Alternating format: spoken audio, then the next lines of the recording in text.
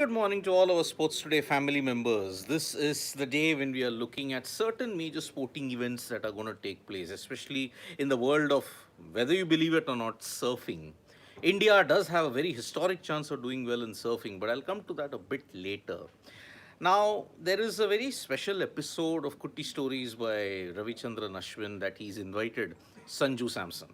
Now, Ashwin and Samson are both in the cross trades when you have to look at IPL because Sanju Samson has reportedly requested that yes, we want to move away, that Sanju Samson wants to leave Rajasthan Royals. There is a report that Chennai Super Kings Ravichandran Ashwin has requested Chennai Super Kings to release him. So both of them came for that episode, and there was a lot of things spoken about the way Rajasthan Royals, what it meant for Sanju Samson. There was a slight banter as to maybe you can stay back in Kerala and then whatever happens. It might be an indication that maybe Sanju Samson might head to Chennai Super Kings. We don't know at this point in time. Nobody has said it very clearly. Neither the franchisee has said it, neither the players have said it very openly and officially that yes, these guys have been put either into the auction pool or have been traded into this particular debate. So that is how we are looking at Ravi Chandran, Ashwin, and Sanju Samson. What is going to be the major details about that? We'll be doing a special video on it. So Ashwin and Sanju Samson engaged in a lot of banter, talking about their careers, talking about Vaibhav Suryavanshi also, in which both Sanju Samson and Ravi Chandran Ashwin were blown away by his temperament, the way how he managed to ensure that he got going. So that is the way we are looking at that particular conversation. It's a long conversation. There are some very interesting tidbits about it. We'll be doing a special live on that as well. Now, Sandeep Patil, the former chief selector and former India player, has lashed out at Jasprit Bumrah and the BCCI for the workload management bit. And then he called this term workload management as nonsense. And that has invited a lot of criticism from many people because Jasprit Bumrah played 3 tests, and out of that, India didn't win any.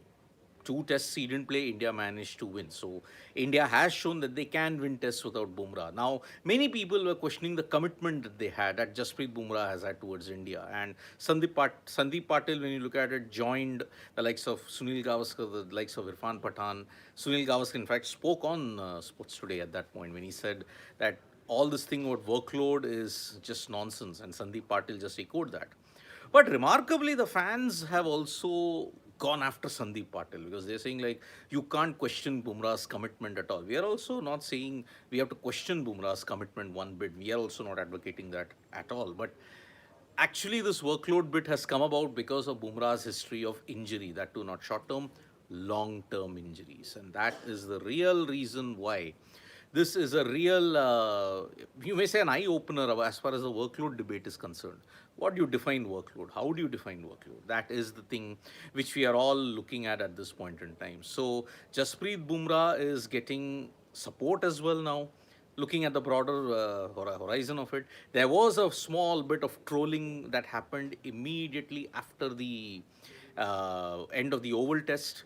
But in the end, it was just like, okay, we all have to go ahead. Bumrah's body, his workload has to be monitored because are you all willing to risk him for another long term injury of 6, 7 months? Maybe not. So that's why it's going to be very, very interesting at this stage. Lots of other, when you look at it, there is now only 2 more matches of international cricket that is there in the West Indies. West Indies versus Pakistan is going to happen. But you're also going to see Australia versus South Africa, the T20I and ODI series that will begin in Darwin, in Cairns, as well as in Mackay. That's going to happen. That series is going to be really, really interesting at this point in time. So, Australia versus South Africa white ball series is going to begin, and it's going to be very, very interesting indeed.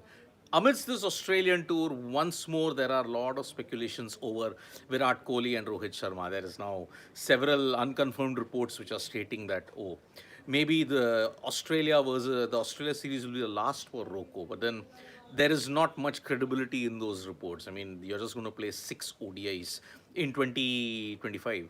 Plus, you're going to play after July 2026 also. So, there is going to be no further clarification on this. It is true.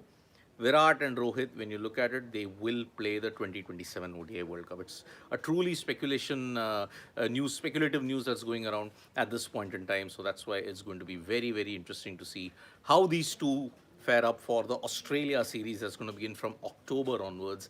Plus, also the South Africa series that will be played around November, December at this stage. Now, as far as Asia Cup is concerned, as I mentioned, the squad might be announced somewhere around the second or the third week of August.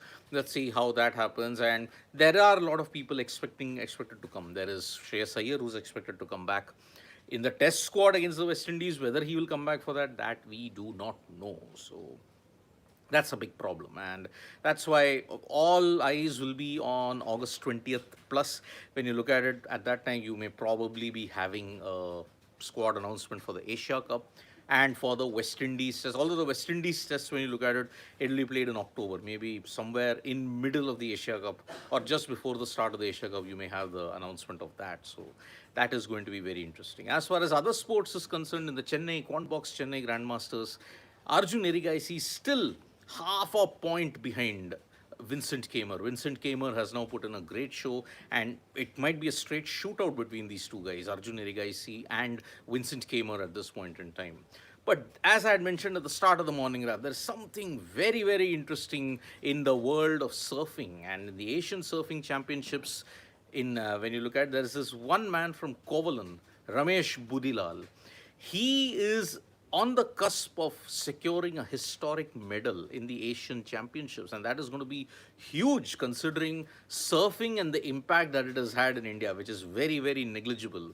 You look at all the other water sports, there's the sculling, rowing, when you look at it, not many have made an impact. But surfing, man, oh man, Ramesh Budilal might actually ensure one medal of sorts at this point in time. So that's going to be very, very historic when that happens in the Asian Championships. So it's going to be awesome at this point. Now I'll take some comments that is there. Is Surya Kumar Yadav fit for the Asia Cup, Shauri Holla? Yes, he is. Yes, he is fit for the Asia Cup. You've seen him training. You've seen a lot of our videos on Sports Today where we have shown him that he is training at this point in time, and he looks to be in prime fitness. He will be back to lead the team for the Asia Cup that will be played from September 9th onwards in the UAE. Dhanush, is it true that Shreyas Iyer will be in the Cup squad and West Indies Test Series squad? Oh, well, it is going to be all but confirmed that Shreyas Iyer will be there in the Asia Cup squad.